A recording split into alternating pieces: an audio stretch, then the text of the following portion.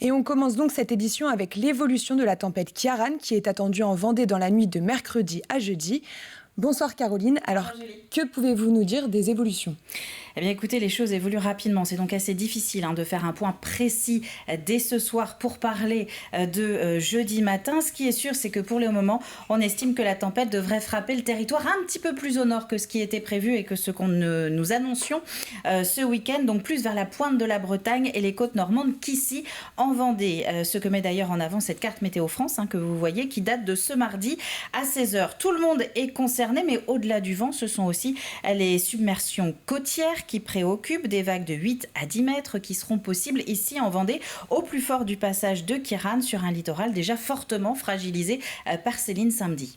Et à quel moment justement faudra-t-il s'inquiéter de cette situation ? Alors le temps va se dégrader dès ce mercredi matin avec de la pluie. Mais le vent, lui, eh bien, il va surtout se renforcer dans la soirée. Le site windy.com annonce par exemple 102 km/h sur l'île Dieu à 21h ce mercredi, 94 au même moment à Noirmoutier, 85 alors au Sables d'Olonne. Mais aux dernières nouvelles, le pic serait plutôt en deuxième partie de nuit.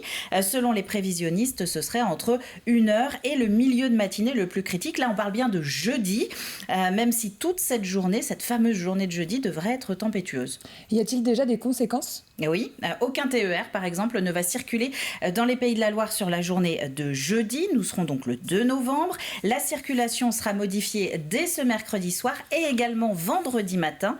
Toutes les informations sont disponibles sur le site internet des TER en Pays de la Loire. Dans nos îles, la ville de Noirmoutier en Lille, elle demande à ses habitants de rester chez eux entre ce mercredi 17h et jeudi matin 10h.